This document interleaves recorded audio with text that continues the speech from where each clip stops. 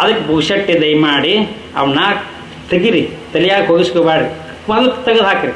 ನನಗೇನು ಅವರು ಸರ್ಕಾರ ಇವರು ವಿರೋಧಿನಲ್ಲ, ನಮ್ಗೆ ಇವ್ರು ಬರೋದಿನಾಗ ಸ್ವಲ್ಪ ರಾಜಕೀಯದ ಏರುಪೇರುಗಳು ಆಗ್ತವೆ. ಮತ್ತು ಈ ಕರ್ನಾಟಕದ ಏನಾಗುತ್ತೆ ಅಂತ ಕೇಳಿರಿ, ಮತ್ತೆ ಗೊತ್ತು ಮತ್ತೆ ಎಲ್ಲಿಗೆ ಹೋಗುತ್ತಂದರೆ ಯುಕ್ರೇನ್ ಯುದ್ಧವನ್ನು ನಿಲ್ಲಿಸೋದಕ್ಕೆ ನಮ್ಮ ಭಾರತ ದೇಶದ ಪ್ರಧಾನಿ ಹೋಗಿ ನಿಲ್ಲಿಸ್ತಾನೆ ಏಪ್ರಿಲ್ ತಿಂಗಳಲ್ಲಿ. ಒಂದು ಪದ ಹಾಡ್ತೀರಿ ನೋಡಿ, ಸಾರೆ ಜಹಾನ್ ಸಚ್ಚ, ಹೌದಾ? ಮತ್ತು ಇದನ್ನು ಯಾರು ಬರ್ದಾರ? ಆ ಪುಣ್ಯಾತ್ಮ ಮೊಸಳಿಕ ನೀರು ಉದಿಸಿದಂತೆ ನೀರು ಪದ ಕೇಳಿ ಸಾರೆ ಹೇಳ್ತಾನೆ. ಏನು ಹೇಳ್ತಾನೆ? ಪಾಕಿಸ್ತಾನಕ್ಕೆ ಹೋಗಕತ್ತಿದ್ರಲ್ಲಿ ಇವರು ಲೇ ಹುಚ್ಚರ ಹೋಗಬೇಡ್ರಿ ಅಂದ. 2027ನೇ ಇಸ್ವಿ ಒಳಗೆ 2047 ಇಸ್ವಿ ಒಳಗೆ ಭಾರತ ದೇಶ ಅಷ್ಟೇ ಅಲ್ಲ, ಪ್ರಪಂಚದ 350 ರಾಷ್ಟ್ರಗಳಲ್ಲಿ 175 ರಾಷ್ಟ್ರಗಳು ಹಿಂದೂ ರಾಷ್ಟ್ರಗಳಾಗಿ ಪರಿಣಾಮ ಆಗಿಬಿಟ್ಟಿರುತ್ತೆ. ಇದು ಒಂದು ಆಶ್ಚರ್ಯವಾದ ಸಂಗತಿ ಹೇಳಿಕೆ. ಅಂತಹ ಒಂದು ಕವಿಯ ಬರಹದ ಸನ್ನಿವೇಶ. ಯಾಕಂದರೆ ಇವತ್ತು ಮುಸ್ಲಿಮರು ನಮ್ಮ ಭಜನಾ ಸಂಘಕ್ಕೆ ಬಂದಾರ, ನಮ್ಮ ಭಾರತ ದೇಶ ಒಂದೇ ಅನ್ನೋದಕ್ಕೆ ತೋರಿಸೋದಕ್ಕೆ ಬಂದಿದ್ದ. ಸೂರ್ಯ ತಪ್ಪಿ ಪಶ್ಚಿಮಕ್ಕೆ ಮೂಡ್ತೀನಿ ಅಂತ ಹೊಂಟ್ರ ಅವ್ನು ಹೊಳ್ಳಿ ಪೂರ್ವಕ್ಕೆ ಮೂಡಿಸುವಂಥ ದೇಶ ಏನಾದ್ರೆ ಅದು ಭಾರತ ದೇಶ ಅಂತಲೇ ಇಟ್ಕೊಳ್ರಿ. ಆ ನಾಡು ಉಳಿಯೋದಿಲ್ಲ ಅನ್ನೋದಕ್ಕೆ ಅಲ್ಲಿ ಸಾಕ್ಷಿ. 108 ಆಕಳನ್ನ ಗುಂಡಿಲಿ ಹೊಡೆದು ಸಾಯಿ ಹೊಡೆದಾರ ಆ ಜಗದಾಗ. ಬಂಗಾರದ ಬೆಳೆ, ಸಂಪತ್ತಿನ ಹೊಳೆ, ವಯ್ಯಾರದಿಂದ ಸುಖ ನೀ ತಳಿ, ಕೋಲಾರ ಜನ ಸಂಪತ್ತಿನೊಳಗೆ ನೀವು ಬದುಕಬೇಕಾಗಿತ್ತು ಅಂದ್ರೆ ನೆಟ್ಟಗೆ ಪೂಜೆ ಮಾಡ್ಕೊಂಡು ಸಟ್ಟ ಸ್ವಾಮಿಗಳಾಗಿ ಭಕ್ತರ ಮುಂದೆ ಕುಂದ್ರಾಕ್ ಕಲೀರಿ. ನೀವು ಒಳ್ಳೇದು ಮಾಡ್ಕೊಂಡು ನಿನ್ನ ಕರೆದು ದುಬ್ಬ ಚಪ್ಪರಿಸೋ ಕೆಲಸ ನಮ್ಮದು ಮಠದ ಆಗ್ಬೇಕು. ಆ ರಾವಣ ಮುಂದೆ ಹೋಗಿ ನಾವು ನಿಂದಿರಬಾರ್ದು. ಹಳ್ಳಿ ಹಳ್ಳ ತುಂಬಿರಿಯುವಾಗ, ಉಳ್ಳವರು ಶಿವಪೂಜೆ ಮಾಡುವಾಗ, ಸಂಸಾರ ಸಂಗಿ ನಿಸ್ಸಂಗ ಪರಿತ್ಯಾಗಿ ಅವನೇ ಈ ದೇಶಕ್ಕೆ ಪ್ರಧಾನಿಯಾಗಿ ಮೊದಲು 277ಕ್ಕೆ ಸಾಗಿ 300ಕ್ಕೆ ಬಾಗಿ 304ಕ್ಕೆ ಬಾಗಿ, ಎರಡನೇ ಸಾರಿ 350ಕ್ಕೆ ಬಾಗಿ 3 ಹೆಚ್ಚು ಸಾಗಿ, ಮೂರನೇ ಸಾರಿ 277ಕ್ಕೆ ಸಾಗಿ ತೆಲಂಗಾಣಕ್ಕೆ ಕೂಗಿ ಮತ್ತೊಮ್ಮೆ ಕೈ ಜೋಡಿಸಿ ಇನ್ನೂ 15 ವರ್ಷ ಅವನೇ ಮುಂದೆ ಸಾಗಿ ಇರ್ತೀನಂತ. ಒಂದು ಅಕ್ಷರ ಫೇಲ್ ಆಗೈತಿ ಏನಂದ್ರೆ 425 ಬರಬೇಕಾಗಿತ್ತು, ತಪ್ಪೈತಲ್ಲ. ಇನ್ನು 3 ವರ್ಷ ಅಲ್ಲ, ಇನ್ನು 5 ವರ್ಷಕ್ಕೆ 450 ಸೀಟು ಹೊಡೆದು ಮತ್ತೆ ನೀವು ಲೋಕಸಭೆಯಲ್ಲಿ ಪ್ರವೇಶ ಆಗೇ ತೀರಬೇಕು. ಏನೂ ತಿಳಿಲಾರದ ಊರಿಗೆ ಇವತ್ತೊಬ್ಬ ತಿಳುವಳಿಕೆಸ್ತ ಮನುಷ್ಯ ಬಂದು ಊರಾಗ ಇಷ್ಟೆಲ್ಲ ಬೆಳೆದಾನಂದ್ರೆ ಹಿಂದೂ ಮುಸ್ಲಿಮರು ಸಮಾಜಕ್ಕೆ ಹೆಣ ಹುಗಿಯಾಕಲ್ಲ, ಈ ಊರೊಳಗಿನ ಪ್ರತಿಯೊಂದು ದೇಹದ ದೇವಾತ್ಮದ ಆತ್ಮವನ್ನು ಕಟ್ಟುವಂಥ ದೇವಾಲಯವನ್ನು ಮಾಡುವ ಮಸೀದಿಗೆ 2 ಎಕರೆ ಅಲ್ಲ 10 ಎಕರೆ ಹೊಲ ಕೊಡಿಸೋದು ಮಹಾ ಕೆಲಸ ಏನೋ ಬೆಳ್ಳುಬ್ಬಿ. ಅಂಥ ಭಜನಾ ಸಂಘ ಹುಟ್ಟಾಕಿದಲ್ಲೋ SK ಬೆಳ್ಳುಬ್ಬಿ ಅಂತ ಕೇಳಬೇಕು. ಅಂಥವನ ಒಂದು ಅಧೀನದ ಸಾರಥ್ಯದಲ್ಲಿ ಈ ಕಾರ್ಯಕ್ರಮ ನಡೆದೈತಲ್ಲ.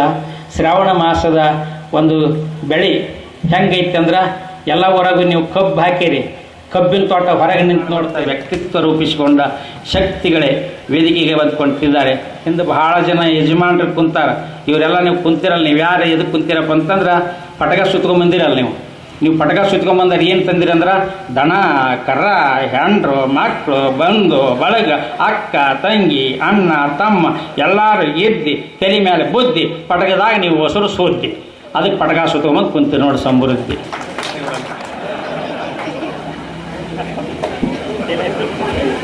ಈ ಪಟಕ ಇಷ್ಟು ಕೆಲಸ ಮಾಡ್ತೈತೆ ನಾವು. ಅದ ಒಂದು ಕೌದಿ ಹಾಕಿರಿಲ್ಲ, ಕೌದಿ ಐತಿಲ್ಲ, ಆ ಕೌದಿ ಏನಂತೈತೆ ನೋಡಿದ್ರೆ, ಹಾಂ ಕೌದಿಗೆ ಎಷ್ಟು ಕಿಮ್ಮತ್ತು ಐತೆ ಅಂತ ಮಾಡಿರಿ ನೀವು. ಒಬ್ಬ ಹೆಣ್ಮಗಳದಾಳ, ಎಷ್ಟು ಹೊಲಿತಾಳ, ಎಷ್ಟು ದುಡಿತಾಳ, ಆಕೆ ಸಾಲಿ ಕಲ್ತದ್ದು ಎಷ್ಟು? ಕೇವಲ 4ನೇ ಕ್ಲಾಸ್. ತಿಂಗಳಿಗೆ 40 ಲಕ್ಷ ರೂಪಾಯಿ ಪಗಾರ ತೆಗಿತಾಳ. 300 ಜನ ಆಕೆ ಕೈಯಾಗದಾರ ಕೌದಿ ಹೊಲಿಯಾಕ. ನೀವು ಹೊಲ ಕಬ್ಬು ಕಡೆಗೆ ಇಟ್ಟಿಲ್ಲ 200 ಜನನ, 300 ಜನ ಕೌದಿ ಹೊಲಿಯಾಕದಾರ. ಆ ಕೌದಿ ಏನೈತೆ? ಆ ಕೌದಿಗೆ ಏನೈತೆ? ಅಣ್ಣನ ಅಂಗಿ, ತಮ್ಮನ ಸೊಣ್ಣ, ಅವನ ಸೀರೆ, ಅಪ್ಪನ ಒಲ್ಲಿ, ಕಾಕನ ಬನೇನು, ದೊಡ್ಡಪ್ಪನ ಅಂಗಿ, ಹಾಂ ಯಜಮಾನರ ಪಟಗ, ಅಮ್ಮಂದು ಹಳೆ ತೋಪ್ ಸೆರಗಿನ ಸೀರೆ, ಉಂಡಿ ಕುಬಸ, ಹೌದಿಲ್ಲ, ಮಗನ ಸೊಣ್ಣ, ಅಂಡರ್ವರ್, ಗಣಮಗಂದು ಒಲ್ಲಿ ಅಷ್ಟು ಕೂಡಿಸಿ ಹೊಲದಾರ. ಅದ್ರ ಮ್ಯಾಲೆ ನೀ ಮಕ್ಕೊಂಡೆ ಅಂದಾಗ ಅವರೆಲ್ಲರ ಪ್ರೀತಿ ಮ್ಯಾಲೆ ನೀ ಮಕ್ಕೊಂಡೆ ಅಂದ್ರೆ ನೆಮ್ಮದಿ ನಿದ್ದೆ ನಿನಗೆ ಬರ್ತೈತೆ ಅಂದ್ರೆ ಕೌದಿ ಶುದ್ಧ ಆಗೈತೆ ಅಂತ ಹೇಳ್ತಾರೆ. ಮತ್ತೊಂದು ಸಕ್ಕರೆ ಫ್ಯಾಕ್ಟ್ರಿಯಲ್ಲಿ ಉತ್ಪತ್ತಿ ಆಗತ್ತಾ, ಇನ್ನೂ ಅಂಥವು 3 ಬೆಳೀತಾವೆ. 3 ಸಕ್ಕರೆ ಫ್ಯಾಕ್ಟ್ರಿ, ಸಕ್ಕರೆ ಕಾರ್ಖಾನೆಗಳು ಇಲ್ಲಿ ಪ್ರಾರಂಭ ಆಗ್ತವೆ. ಮುಂದಿನ ವರ್ಷ ಬಂದಾಗ ಒಂದು ಸಕ್ಕರೆ ಫ್ಯಾಕ್ಟ್ರಿ ಉದ್ಘಾಟನೆಗೆ ನೀವೇ ಬಂದಿರಲ್ಲಪ್ಪ ಅಂತ ನಮಗೆ ಗುರುತಿಸ್ಬೇಕು. ಅಂಥ ಒಂದು ಸಕ್ಕರೆಯ ಕಾರ್ಖಾನೆ ಇದೇ ಜಾಗದೊಳಗೆ ಆಗ್ತೈತೆ. ಅಂಥ ಒಂದು ಸಕ್ಕರೆ ನಾಡಿಗೆ ಮೊನ್ನೆ ಕಳೆದ ಬಾರಿ ಇದರೊಳಗೆ ಕೊಟ್ಟಿದ್ನಲ್ಲ 2023 ಚುನಾವಣೆ ಇದಕ್ಕೆ ಕೊಟ್ಟಾಗ ಇದೇ ನಿಮ್ಮ ಬಾಗಲಕೋಟೆ ಜಿಲ್ಲೆಯ ಹುಡುಗಿ 625ಕ್ಕೆ 625 ತೊಗೊತಾಳೆ. ಅದು ಹೆಣ್ಣುಡುಗಿ ಮುದುಳು ತಾಲೂಕು ಅಂತ ಕೊಟ್ಟಿದ್ದೆ. ಅದು ವಜ್ರಮಟ್ಟಿಯ ಅಂಕಿತ ಕೊಣ್ಣೂರು ಅನ್ನುವಂಥ ಮುರಾರ್ಜಿ ಶಾಲೆ ಹುಡುಗಿ ತೊಗೊಂಡಿದ್ದಾಳೆ. ಎರಡನೇದು ಆಟೋ ಹೊಡೆಯುವನ ಮಗಳು ಹೊಸಪೇಟೆ ಕೊಟ್ಟಿದ್ದೆ. ಆಟೋ ಚಾಲಕನ ಮಗಳು 611 ತೊಗೊತಾಳೆ ಅಂತ ಕೊಟ್ಟಿದ್ದೆ. ಹೊಸಪೇಟೆ ಚಿತ್ತವಾಡಿ ಗ್ರಾಮದೊಳಗೆ ಆಟೋ ಚಾಲಕನ ಮಗಳು 611 ತೊಗೊಂಡು 2ನೇ ರ್ಯಾಂಕ್ ರಾಜ್ಯಕ್ಕೆ ಬಂದಾಳ. ಇದು ಶಿಕ್ಷಣದಾಗ ಕೊಟ್ಟು ಏನು 2012 ಕೊಟ್ಟಿದ್ದೆ. ಹಳ್ಳಿ ಹಳ್ಳ ತುಂಬಿ ಹರಿಯುವಾಗ ಉಳ್ಳವರು ಶಿವಪೂಜೆ ಮಾಡುವಾಗ ಸಂಸಾರ ಸಂಗಿ ನಿಸ್ಸಂಗ ಪರಿತ್ಯಾಗಿ ಅವನೇ ಈ ದೇಶಕ್ಕೆ ಪ್ರಧಾನಿಯಾಗಿ ಮೊದಲು 277ಕ್ಕೆ ಸಾಗಿ 300ಕ್ಕೆ ಬಾಗಿ 304ಕ್ಕೆ ಬಾಗಿ 2ನೇ ಸಾರಿ 350ಕ್ಕೆ ಬಾಗಿ 3 ಹೆಚ್ಚು ಸಾಗಿ 3ನೇ ಸಾರಿ 277ಕ್ಕೆ ಸಾಗಿ ತೆಲಂಗಾಣಕ್ಕೆ ಕೂಗಿ ಮತ್ತೊಮ್ಮೆ ಕೈ ಜೋಡಿಸಿ ಇನ್ನೂ 15 ವರ್ಷ ಅವನೇ ಮುಂದೆ ಸಾಗಿ ಇರ್ತೀನಿ. ಒಂದು ಅಕ್ಷರ ಫೇಲ್ ಆಗೈತಿ ಏನಂದ್ರೆ 425 ಬರಬೇಕಾಗಿತ್ತು, ತಪ್ಪೈತಲ್ಲ.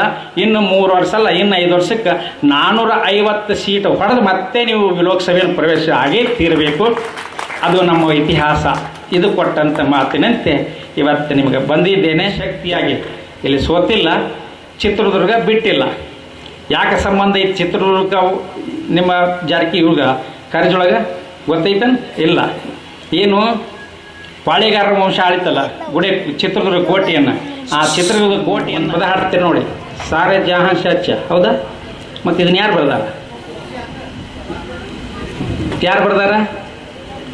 1904 ಉರ್ದು ಕವಿಯವ ಮೊಹಮ್ಮದ್ ಹಮೀದ್ ಇನ್ಸಾರಿ ಅಂತ ಉರ್ದು ಕವಿ ಈ ಪದವನ್ನು ಅವ ಬರೀತಾನೆ. ಅದನ್ನು ಲತಾ ಮಂಗೇಶ್ಕರು 34 ಪುಣ್ಯಾತ್ಮ ಮೊಸಳಿ ಕಣ್ಣೀರು ಉದಿಸಿದಂತೆ ನೀರು ಪದ ಕೇಳಿ ಅಂಥ ಒಂದು ಸಾರೆ ಜಾನ್ಸಿ ಹಚ್ಚ ಪದವನ್ನು ಬರೆದಂಥ ಹಮೀದ್ ಇನ್ಸಾರಿ ಹೇಳ್ತಾನೆ. ಏನು ಹೇಳ್ತಾನೆ? ಪಾಕಿಸ್ತಾನಕ್ಕೆ ಹೋಗಕತ್ತಿದ್ರಲ್ಲಿ ಇವರು, ಲೇ ಹುಚ್ಚರ ಹೋಗಬೇಡ್ರಿ ಅಂದವ. ಹೋಗಬೇಡ್ರಿ, ಇಲ್ಲೇ ಇರ್ರಿ, ನಮ್ಮ ಮಾತು ಕೇಳ್ಕೊಂಡಿರ್ರಿ, ಸುಖ ಐತೆ, ಇಡೀ ಪ್ರಪಂಚದೊಳಗೆ ನೆಮ್ಮದಿಯ ರಾಷ್ಟ್ರ ಅಂದ್ರೆ ಇದೇ ಐತಿ ಅಂತ ಎಲ್ಲ ದೇವರು ಎತ್ತಿ ಹೇಳ್ತಾವ, ಇಲ್ಲೇ ಇರ್ರಿ ಅಂದ. ಆದರೂ ಹೊಂಟ್ರು. ಹೋಗೋರು ಹೇಳಿದವ, ಹೋಗೋದು ಹೊಕ್ಕಿರಿ, ಇಲ್ಲಿದೊಂದು ಚೂರು ಮಣ್ಣು ತೊಗೊಂಡು ಹೋಗ್ರಿ ಅಂದವ. ಈ ನೆಲದ ಮಣ್ಣು ತೊಗೊಂಡು ಹೋಗ್ರಿ, ಮಣ್ಣು ತೊಗೊಂಡೋಗಿ ನಿಮ್ಮ ಮನೆ ಮೆಳಗಿ ಮೇಲೆ ಹಾಕಿರಿ. ಯಾಕಂತ ಕೇಳಿದ್ರೆ ಈ ಭಾರತದ ಮಣ್ಣು ನಿಮ್ಮ ಮನೆ ಮೆಳಗಿ ಮೇಲೆ ಬಿತ್ತು ಅಂದ್ರೆ ನಿಮ್ಮನ್ನು ರಕ್ಷಣೆ ಮಾಡೋ ಮನೆ ಹುಟ್ಟುತ್ತಾವ. ಒಂದು ವೇಳೆ ಮಣ್ಣು ಬಿಟ್ಟು ಹೋದ್ರಂದ್ರೆ ನಿಮ್ಮನ್ನು ಮಣ್ಣು ಕೊಡೋ ಮಕ್ಕಳು ನಿಮ್ಮ ಹೊಟ್ಟೆ ಹುಟ್ಟುತ್ತಾವ. ಅಂತಹ ಒಂದು ಕವಿಯ ಬರಹದ ಸನ್ನಿವೇಶ. ಯಾಕಂದರೆ ಇವತ್ತು ಮುಸ್ಲಿಮರು ನಮ್ಮ ಭಜನಾ ಸಂಘಕ್ಕೆ ಬಂದಾರ.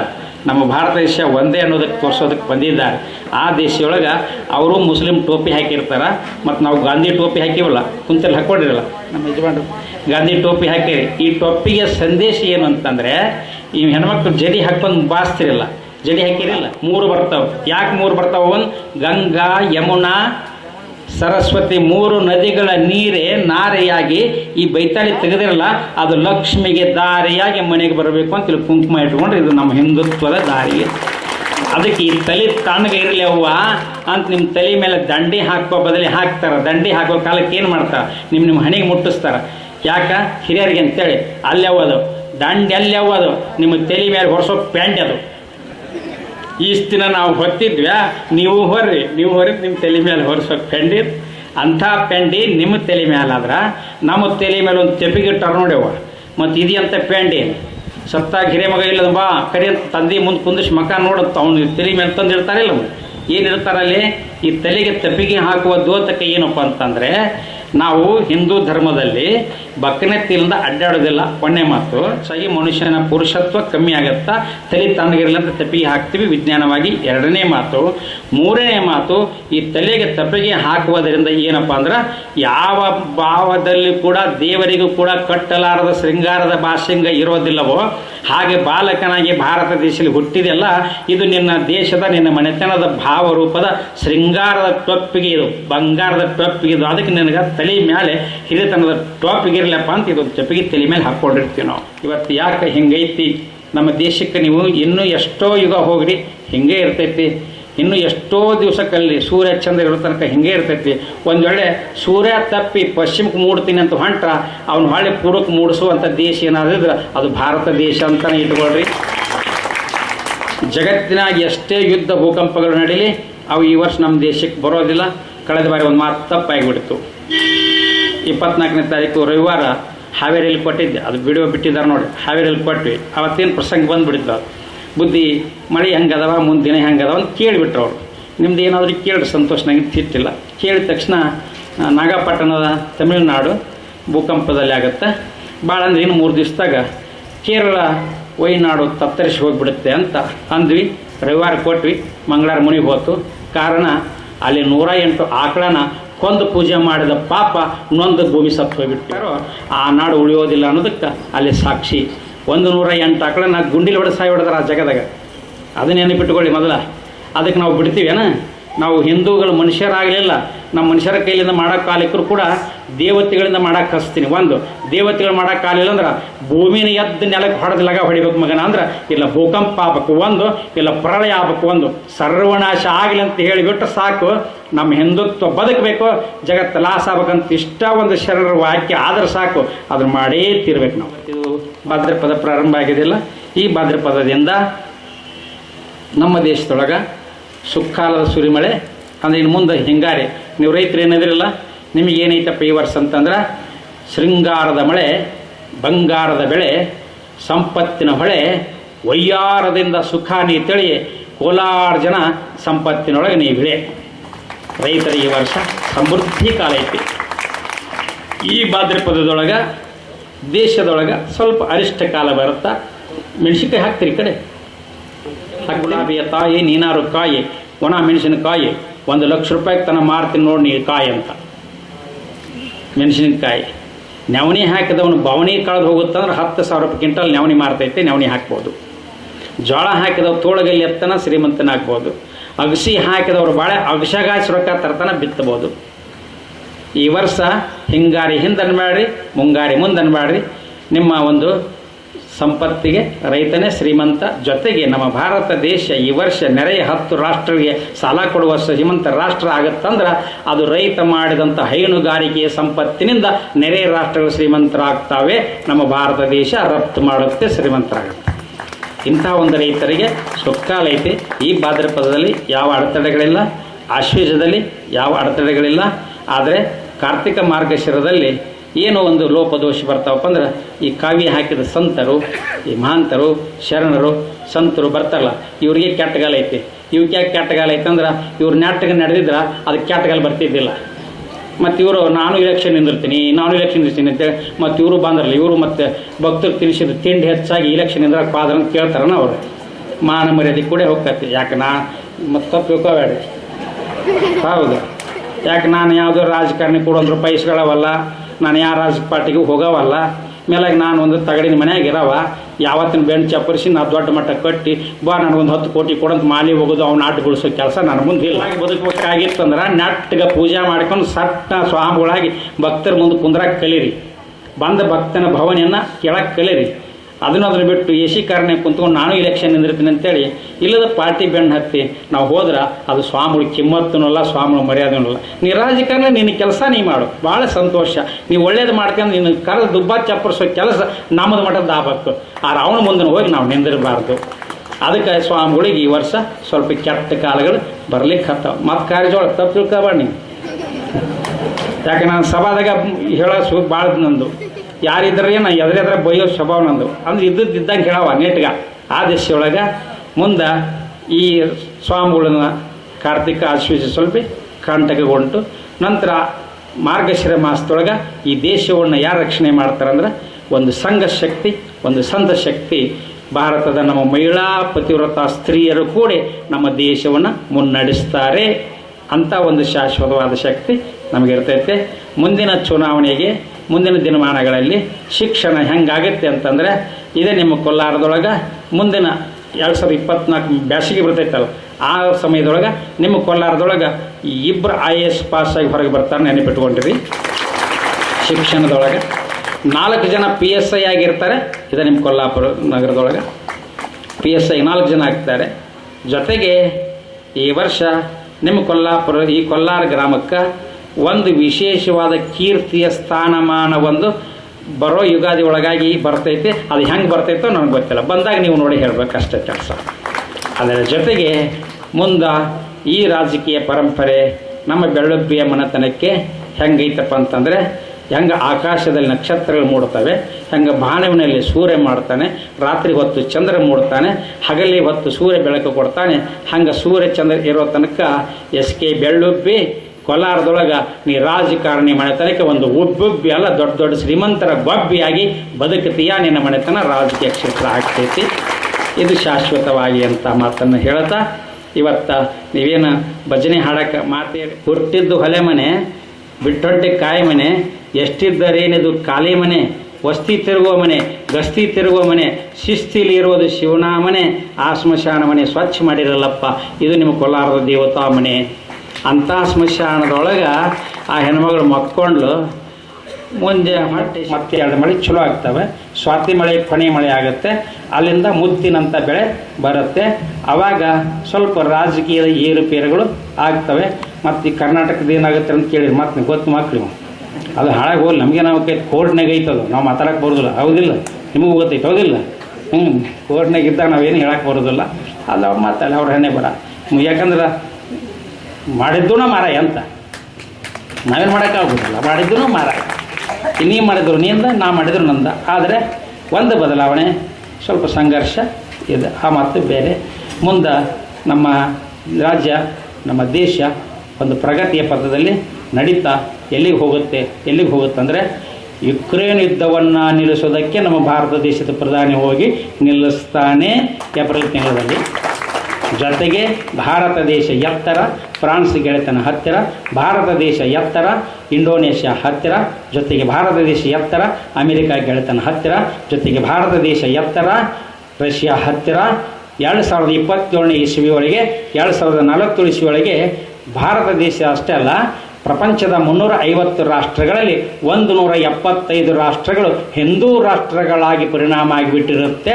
ಇದು ಒಂದು ಆಶ್ಚರ್ಯವಾದ ಸಂಗತಿ ಹೇಳಿಕೆ. ಈ ಹೇಳಿಕೆ ಕಳೆದ ಬಾರಿ ನಾನು ರನ್ನ ಬೆಳಗಲಿ ಬಂದಿದ್ದೆ. ನಿಮ್ಮ ಒಂದು ದಿವಸ ಒಂದೆಲ್ಲರ ಆ ಸ್ಮಶಾನ ಸ್ವಚ್ಛ ಇತ್ತು, ಮುಳ್ಳು ಕಟ್ಟಿದವಿಲ್ಲ. ಆ ಸ್ಮಶಾನದೊಳಗೆ ಒಂದು 10 ದಿವಸ ಪ್ರವಚನ ಹಚ್ಚಿದ್ರೆ ಹೆಂಗಾಗತ್ತಾ? ಮಾಡ್ತೀರಿ?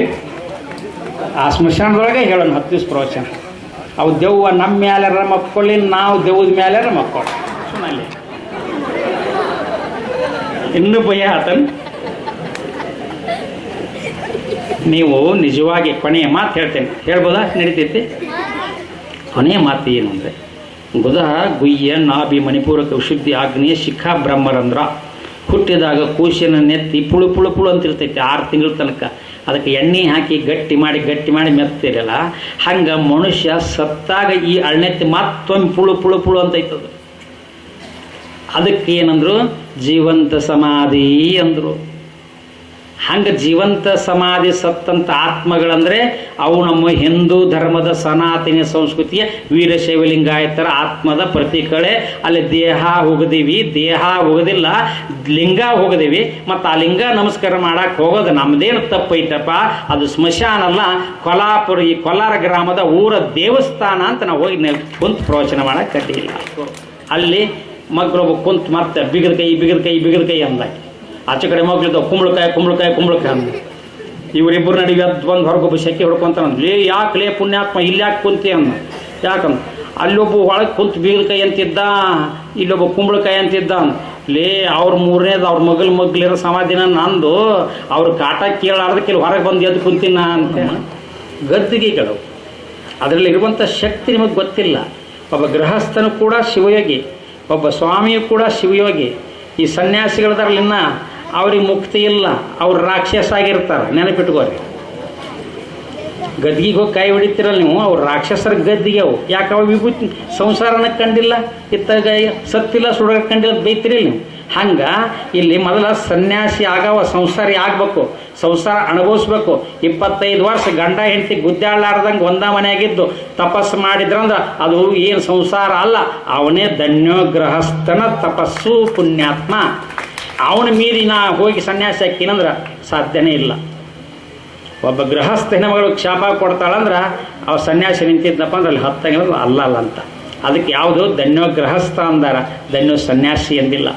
ಅಂಥ ಪುಣ್ಯಾತ್ಮರ ಸಮಾಧಿ ಮೇಲೆ ನಾವು ಹೇಳಿದರೆ ಆ ಆತ್ಮಗಳಿಗೂ ಮೋಕ್ಷ ಆಗುತ್ತಾ, ನಿಮಗೆ ಕೇಳೋ ಜನ್ಮಕ್ಕೂ ಪಾವನ ಆಗುತ್ತಾ. ಆವಾಗ ಬ್ಯಾಸಗಿ ಟೈಮ್ನೊಳಗೆ ಸಾಯಂಕಾಲ ಈ ವ್ಯವಸ್ಥೆಯನ್ನು ನಮ್ಮ ಗ್ರಾಮದ ಜನತೆ ಮಾಡ್ತೀರಿ, ಮಾಡೋಣ. ಭಾಳ ಸಂತೋಷ, ಭಾಳ ಒಂದು 10 ದಿವಸ 11 ದಿವಸ ಅಲ್ಲಿ ಪ್ರವಚನ, ಪಕ್ಕದ ಊರಿಗೆ ಮುಂಜಾನೆ ಪಥಸಂಚಲನ, ಪಾದಯಾತ್ರೆ ಆಗಬೇಕು. ಯಾವ ಗ್ರಾಮ ಇರ್ತಾವೆ ಆ ಗ್ರಾಮಕ್ಕೆ ಪಾದಯಾತ್ರೆ ಮಾಡೋದು. ಯಾಕೆ ಪಾದಯಾತ್ರೆ ಮಾಡೋದಂದ್ರೆ ಆ ಊರೊಳಗೆ ಏನು ಸಂಸ್ಕಾರ ಕಲ್ತಿಲ್ಲ, ಅಡ್ಡಾಡಿರ್ತಾವೆ. ಆ ಮನೆ ಮುಂದೆ ಹೋಗಿ ಸುಮ್ಮನೆ ಜೈಘೋಷ್ ಮಾಡಿ ಕೈ ಮುಗಿದು ಬಂದುಬಿಟ್ರೆ ಅವಾಗಾರ ಕದ ತೆಗೆದು ಬಂದು ಅವು ನಮಸ್ಕಾರ ಮಾಡ್ಬೇಕಣವ. ಅವನ ಮನೆ ಮುಂದೆ ಕಾಡಿ ಯಾರಿಲ್ಲ, ನಾವಾಗ ಕಸ ಹೊಡೆದು ನೀರಾಕಿ ಬಂದ್ಬಿಡ್ಬೇಕು. ಅಂದ್ರೆ ಮರುದಿವ್ಸ ತಾನ ಕೈಲಿ ತನಕ ಕಸ ಹೊಡೆಯಕ್ಕ. ಇಂಥ ಸಂಸ್ಕಾರ ಕಲಿಸೋ ಪಥಯಾತ್ರೆ ಮಾಡೋಣ. ಆ ಸ್ಮಶಾನದೊಳಗೆ 10 ದಿವಸ ಒಂದು ಪ್ರವಚನ ಮಾಡೋಣ. ಇಷ್ಟು ಸಾಕು. ನಡಿವೆ ಡಗ್ಗಾರ ನೋಡಿ, ಬಗ್ಗೆ ನೋಡಿ ಈಚೆ ಅಲ್ಲೇ ಈ ಹಸಿರು ಸಿರಿ ಪಕ್ಕದಲ್ಲೇ ಅಲ್ಲೇ. ನೀನಮ್ಮ ನೀನು ಹಾಕ್ರ. ನಿನ್ನ ಮಗನ ಒಂದು ಬಯಕೆ ಇತ್ತಲ್ಲ, ಆಕೈತಿ. ಕಾಲಜ್ಞಾನ ಅಂದ್ರೆ ಏನು, ಅದೇನು ದೊಡ್ಡ ಇದಂತ ಹೊತ್ತಿಗೆ ಅಂತಲ್ಲ, ಅವು ಎಲ್ಲ ನಾವು ಬರಂಗಿಲ್ಲ. ನಿಮಗೆ ಏನು ಬೇಕು ಎದರ ಉತ್ತರ, ಎದರ ಪ್ರಶ್ನೆ, ಇಲ್ಲೇ ಡ್ರಾ, ಇಲ್ಲೇ ಬಹುಮಾನ. ಸುಳ್ಳಾತು ನಿಮ್ಮವನು ಸ್ವಾಮಿ ಅಂತ ಬೇರೆ, ಸತ್ಯ ಆಗಿತ್ತು ದೊಡ್ಡ ಆತಿದೆಯಪ್ಪ ಅಂತ ದೂರದಿಂದ ನಮಸ್ಕಾರ ಮಾಡಿ ಹೋಗ್ರಿ, ದಕ್ಷಿಣ ಕೊಡಬೇಡ್ರಿ. ಅದ ಒಂದು ದಕ್ಷಿಣ ನಿಮ್ಮ ಮನೆ ಮುಂದಿರೋ ಬಡ ಗುಡಿಸೋದೊಳಗೆ ಒಬ್ಬ ಹುಡುಗ ಹಂಗೆ ಹೆರ್ಕೊಂಡು ಅಡ್ಡಾಡ್ತಾನಂದ್ರೆ ಅವಾಗೊಂದು ಅಂಗಿ ಚುನ್ನ ಕೊಡಿಸು, ಅವಾಗೊಂದು ಪಾಟಿ ಪೆನ್ಸಿಲ್ ಕೊಡಿಸು, ಅವ್ನ ಮನೆ ಉದ್ಧಾರ ಆಕತಿ. ದೊಡ್ಡ ಸ್ವಾಮಿಗಳು ಶ್ರೀಮಂತರ ಮಠಕ್ಕೆ ಹೋಗಿ ರೊಕ್ಕ ರೂಪಾಯಿ ಕೊಟ್ಟು ಹುಡುಗನ ಅಲ್ಲಿ ಇಟ್ಟು ಬರಬೇಡ. ನೀ ಹಡ್ದಿ ಅಂದ್ರೆ ನಿನ್ನ ಮಗನ ಓದಿಸೋ ಯೋಗ್ಯತೆ ಇಲ್ಲಂದ್ರೆ ಆ ಮಠಕ್ಕೆ ಯಾಕೆ ಸೇರ್ಸಕ್ಕೆ ಹೋಗ್ತೀವಿ? ಬೋಳಿ ಮಗನ, ನಿನ್ನ ಮಗನ ನೀನು ಮುಂದೆ ಇಟ್ಕೊಂಡು ಓದಿಸಿ ತಾಕತ್ತು ಮಾಡಿ ಹೆಂಗೆ ಹೋಗಿ ನಿನ್ನ ಮಗ ದಡ್ಡ ಅದನಂತ ಸಾಲ್ಯಾಗ ಪಾಠನ ಬಡ್ದು ಊರಿಗೆ ಕಳಿಸಿದ್ರ ಅದ ಮಗಳ ತಾಯಿ ಅವ್ನ ಮಗನ ಕರ್ಕೊಂಡು ದಡ್ಡ ಅಂದ್ರೆ ನಾ ಮಸ್ತರ ಬಾ ನನ್ನ ಮಗನ ನೀನು ಯಾಕೆ ದಡ್ಡಕ್ಕೆ ಅಂತ ಅವ್ನು ಹಿಡ್ಕೊಂಬಂದು ತಿದ್ದಿ ಓದಿಸಿ ಕೈ ಬಿಟ್ರ ಪಳ್ಳಿ ಏನಾದ ಜಗತ್ತಿಗೆ ಈ ಲೈಟ್ ಹಚ್ಚಿರಿ, ಮೈಕ್ ಹಚ್ಚಿರಿ, ಎಲ್ಲ ಲೈಟ್ ನೋಡ್ತೀರಿ. ಏನಾದವ ಲೈಟ್ ಕಂಡು ಹಿಡಿದಂಥ ಥಾಮಸ್ ಅಲ್ವಾ ಎಡಿಸನ್ ಅನ್ನುವಂಥ ವಿಜ್ಞಾನಿ ಆದ. ಒಂದು ಭಿಕ್ಷೆ ಬೇಡ ತಂದು ಹಾಕ್ಬೇಕಲ್ಲ ನಾನು. ನೀನೇನು ಚಲೋದು ಹಾಕಿಯೋ ಕೆಟ್ಟದ್ದು ಹಾಕಿಯೋ? ಮತ್ತು ಕೆಟ್ಟದ್ದು ಹಾಕಿದ್ರೆ ಅವತ್ತು ತಿಂದು ಕೆಟ್ಟವನ ಹಾಕನ, ಭಯೋತ್ಪಾದಕನ. ನೀ ಚಲೋ ಹಾಕೈತಿ ಅವತ್ತು ತಿಂದವನ ಸ್ವಾಮಿ ಹಾಕನ, ಹೌದಿಲ್ಲ? ಮತ್ತು ನಾವು ಕೆಟ್ಟ ಮಂದಿ ಬೆನ್ನು ಹತ್ತಿ ರೊಕ್ಕ ತಂದು ಮಠ ಕಟ್ಟಿ ನಿಮ್ಮಂಥ ಬಡ ಮಕ್ಕಳನ್ನ ಭಯೋತ್ಪಾದಕನ ಮಾಡೋದಕ್ಕಿಂತ ಮಠದಾಗ ಸುಮ್ಮನೆ ಪೂಜೆ ಮಾಡ್ಕೊತ ಕುಂದ್ರು ಸ್ವಾಮಿ ಆದರೆ ಎಷ್ಟೋ ಲೇಸ್ ಆಗುತ್ತಲ್ಲೋ ಬದುಕು. ಮಣ್ಣು ತಿಂತೀರ ನಾಳೆ? ಈ ದೇಶ ಕಾಯವ ಯೋಧ, ಈ ಊರಿಗೆ ಅನ್ನ ಹಾಕವ ರೈತ. ರೈತನ ಕೈ ಬಿಟ್ರಿ ಮಣ್ಣು ತಿಂತೀರಿ, ಯೋಧನ ಕೈ ಬಿಟ್ರಿ ಮಣ್ಣು ಸೇರ್ತೀರಿ. ಅದಕ್ಕೆ ನೀವೇನು ಮಾಡ್ರಿ, ಮೊದಲಿನ ಯಜಮಾನ್ರಿ ಏನು 2 ಎತ್ತು ಹಿಡ್ಕೊಂಡು ದುಡಿಯಾಕೆ ಹೊಕ್ಕಿದ್ರಲ್ಲಪ್ಪ, ಹಂಗೆ ದುಡಿಯಾಕೆ ತಯಾರಾಗ್ರಿ. ನಿಮ್ಮ ಪಟಗಾನ ಗೂಟಕ್ಕೆ ಹಾಕ್ರಿ. ಮತ್ತು ಈ ಗೂಟ ಎಲ್ಲಾರ್ದು ಆಶಿಸಿ ಮನೆ ಬಂದ್ಬಿಟ್ಟವ. ಮತ್ತು ಅವೇನು ಮಾಡಿದ್ರಿ, ಪಟಗಾನ ಗೂಟಕ್ಕೆ ಹಾಕ್ರಿ, ನೀವು ದುಡಿಯಾಕೆ ಬರ್ರಿ. ಯಾಕೆ ದುಡಿಯಾಕೆ ಬರ್ರಿ ಅಂತಂದ್ರೆ ನಿಮಗೆ ಏನಾಗಿಬಿಟ್ಟೈತೆ, ಒಂದು 5 kg ಅಕ್ಕಿ ಪುಗಿಸಿಟ್ಟಿ ಬರ್ತಾವ. ನೀವೇನು ಮಾಡಿರಿ, ಓಸರು ಆಧಾರ್ ಕಾರ್ಡಿನ ಮ್ಯಾಗ ಬಂದು ಕುಂತು ಮಂದಿ ನೀವು ನಾಚಿಗೆ ಬರ್ಬೇಕು ನಿಮ್ಮ ಜಲಮಕ್ಕ. ನಮ್ಮ ಕರ್ನಾಟಕ ಸರ್ಕಾರ ನಮ್ಮನ್ನ ಸಗಣಿ ತಿನ್ನಕ್ಕೆ ಹಚ್ಚೈತಿ ಅಂತ ನೀವು ತಿಳ್ಕೊಂಡಿಲ್ಲ. ನಿಮ್ಮ ತಲೆ ಮೇಲೆ ಎಷ್ಟು ಸಾಲ ಆಗೈತೆ ಅನ್ನೋದು ಗೊತ್ತೈತೆ ನಿಮಗೆ? ಹುಟ್ಟಿದ ಕೂಸು ನಾಳೆಗೆ ಹುಟ್ಟತೈತಿ ಇವತ್ತು ಅಂತಂದ್ರೆ ಆ ಕೂಸಿನ ಮೇಲೆ 92,000 ರೂಪಾಯಿ ಸಾಲಕತ್ತೇವ ಒಂದು ತಿಂಗಳಿಗೆ. ನೀವು ನೋಡಿದ್ರೆ ಬಸ್ ಚಾರ್ಜ್ ಫ್ರೀ ಐತೆ ಅಂತ ಬಂದುಬಿಟ್ರಿ ಫ್ರೀಯಾಗಿ. ಇನ್ನು ಅಕ್ಕಿ ಕೊಟ್ಟಾವ ಫ್ರೀಯಾಗಿ ಅಂತ ಅಕ್ಕಿ ತಿಂದು ಬಂದುಬಿಟ್ರಿ ಫ್ರೀಯಾಗಿ. 2,000 ಅಯ್ಯೋ 2,000 ರೂಪಾಯಿದಾಗ ಹೋಳಿಗೆ ಊಟ ಹಾಕಿಲ್ಲ ಅಂತ ಯಾವಾಕೆ ಪುಣ್ಯಾತ್ಗಿತ್ತು. ಫೇಸ್ಬುಕ್ನಾಗ ಬಿಟ್ಟ ಹೋಳಿಗೆ ಹಾಕ್ಯಾಳೋ ಏನು ಊಟ ಬಡ್ದಾಳು. ಏನು ಹುಚ್ಚ ಜಗತ್ತಿದು, ಏನು ತಾನ ದುಡಿಲಾರ ಜಗತ್ತು. ನಾವು ಅವನಿಗೆ ಹೇಳ್ರಿ, ನಿಮ್ಮ ಮನೆಗೆ ಓಟ್ ಕೇಳಕ್ಕೆ ಬಂದವಾಗ ನಿನಗೆ 1 ರೊಟ್ಟಿ ಕೊಡ್ತೀನಿ, 1 ರೂಪಾಯಿ ಗಟ್ಟಿ ಕೊಡ್ತೀನಿ, ಮ್ಯಾಲೆ ಒಂದು ಓಟ್ ಕೊಡ್ತೀನಿ.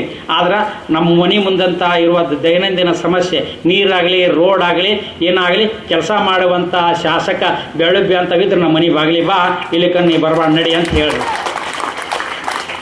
ಈ ತಿರಸ್ಕಾರವನ್ನು ಮೊದಲು ಮಾಡಕ್ಕೆ ಕಲೀರಿ. 2,000 ರೂಪಾಯಿ ಕೊಟ್ಟಂತ ನೀವೇನು ತೊಗೊಂಡು ಹೋಗಕ್ಕೆ ಹೋಗಬೇಡ ದಯಮಾಡಿ. ಅದೇ 2,000 ಓದು ಒಳ್ಳೆ ಸರ್ಕಾರಕ್ಕೆ ಟ್ಯಾಕ್ಸ್ GST ಕಟ್ಟ್ರಿ, ಬೇಡ ಅನ್ನೋಂಗಿಲ್ಲ. ನಮ್ಮ ದೇಶ ಶ್ರೀಮಂತ ಆಗತ್ತೆ. ಇಲ್ಲಾಂದ್ರೆ ನೀವು ಸಾಲಗಾರ ಹಾಕಿರಿ. ಆಮೇಲೆ ಸಾಲಗಾರ ಅಷ್ಟ ಆಗೋದಲ್ಲ, ನೀವೇನು ಮಾಡಕತ್ತೀರಪ್ಪ ಅಂದ್ರೆ ತಿಂದು ನಿರುದ್ಯೋಗಿಯಾಗಿ ಸ್ವಚ್ಛಿಗೆ ಒಂದು ದುಡಿಯೋಂಗಿಲ್ಲ, ದುಡ್ಡು ಬಿಡೋಂಗಿಲ್ಲ. 2,000 ರೂಪಾಯಿ ಬರ್ತೈತಾಳೆ, ನನಗೇನು ಅನ್ನೋದು, ಆಧಾರ್ ಕಾರ್ಡ್ ಐತಾವ ಫ್ರೀ, ನನಗೇನು ಅನ್ನೋದು. ಹಿಂಗೆ ಅಡ್ಡಾಡಕ್ಕೆ ಹತ್ತಿದ್ರೆ ಜಡ್ ಸೇರ್ತತ್ಲೇ ನಿನಗೆ ಸುಡುಗಾಡ. ಮತ್ತು ಅದನ್ನು ಹೊಟ್ಟೆ ಕೋಸೊಳಕ್ಕೆ ಇನ್ನೊಂದು ದವಾಖಾನೆ ಹೋಗ್ಬೇಕು ನೀನು. ಪುಗ್ಶೆಟ್ಟಿ ಎಂದು ತಿನ್ನಬಾರ್ದು. ದುಡಿದು ಯಾವ ತಿಂತಾನ ಅವನ ದೇಹದಾಗ ರಕ್ತ ಇರ್ತೈತೆ. ಉದಾಹರಣೆಗೆ ನಿಮ್ಗೆ ಹೇಳ್ತೀನಿ, ಯಾರ ಮೇಗಿರ್ತೀವಿ ಅದಕ್ಕೆ ಪುಗ್ಶೆಟ್ಟಿ ದಯಮಾಡಿ ಅವನ್ನ ತೆಗಿರಿ, ತಲೆಯಾಗಿ ಹೋಗಿಸ್ಕೋಬೇಡ್ರಿ, ಮೊದಲು ತೆಗೆದು ಹಾಕಿರಿ. ನನಗೇನು ಅವರು ಸರ್ಕಾರ ಇವರು ವಿರೋಧಿನಲ್ಲ, ನಮ್ಗೆ ಇವ್ರು ಬರೋದೇನೇ ಅಲ್ಲ. ನನ್ನ ಒಂದು ಅನಿಸಿಕೆ ಏನಪ್ಪ ಅಂದ್ರೆ, ಸ್ವತಂತ್ರವಾಗಿ ಯಾವನು ದುಡಿದು ರಾತ್ರಿ ಹಗೆದಾಗ ಜೋಳ ಇರಬೇಕು, ಹಿತ್ತಲ್ದಾಗ ಬಣಿವಿರಬೇಕು. ಆರ್ದ್ರಾತಾಗ 60 ಮಂದಿ ಬಂದ್ರೂ ಬಾರೋ ಮಗನ ಸಂಗತಿ ಸಾರಾದರೂ ಕರೆದ ಊಟ ಹಾಕ್ತೀನಿ ಅನ್ನುವಂಥ ರೈತನಂತ ಎದೆ ಇದ್ದಂಥ ಮಗ ಇದ್ರಂದು ಎಲ್ಲದು ಉದ್ಧಾರ ಆಗತ್ತೆ. ಇವನು ಬೇಡಬಾರ್ದು. ಇದು ನಮ್ಮ ಕಾರ್ಯದೊಳಗೆ ಉತ್ತರ. ಅಂದ್ರೆ ನೀವೆಲ್ಲರೂ ತೊಗೊಂಡ್ರು ಅದನ್ನು ವಾಪಸ್ ಬಿಡ್ರಿ, ಭಾಳ ಸಂತೋಷ ಆಗತ್ತೆ. ಯಾವ್ದಾರು ಹುಂಡಿಗೆ ಹೋಗೋದು ಬರ್ರಿ, ಬೇಡ ಅನ್ನಂಗಿಲ್ಲ. 2000 ತಿಂದಿನಪ್ಪ, ತಪ್ಪಾಗೈತಿ, ನಿನ್ನ ಮಾತು ತಿನ್ನುವುದಿಲ್ಲಪ್ಪ ಶರಣಪ್ಪ, ಕಾಲಜ್ಞಾನ ಮಹಾರಾಜ ನಿನ್ನ ಮಾತು ಕೇಳಿ ನಾವು ಮಣ್ಣು ತಿಂದೀವಿ, ಮುಂದಿನ ತಿಂಗಳು 2000 ಬರ್ತಲ್ಲ, ಯಾವ್ದಾರ ಹುಂಡಿಗಾರ ಹೋಗಿತೀನಿ ಇಲ್ಲ ಮಲಾಪ್ರಭಾ ಹೊಳಿಗೆ ಹೋಗಿತೀನಿ ಅಂತ ಪ್ರಮಾಣ ಮಾಡಿ ದುಡಿಯಾಕೆ ನಿಂದ್ರಿ, ನಿಮ್ಮ ಮನೆ ಉದ್ಧಾರ ಆಗತ್ತಾ, ನಿಮ್ಮ ಊರು ಉದ್ಧಾರ ಆಗತ್ತಾ. ಇಂಥ ಒಂದು ಸಾರ್ಥಕತೆ ಬದುಕನ್ನು ನೀವು ಪಡ್ಕೊಳ್ಳಿ.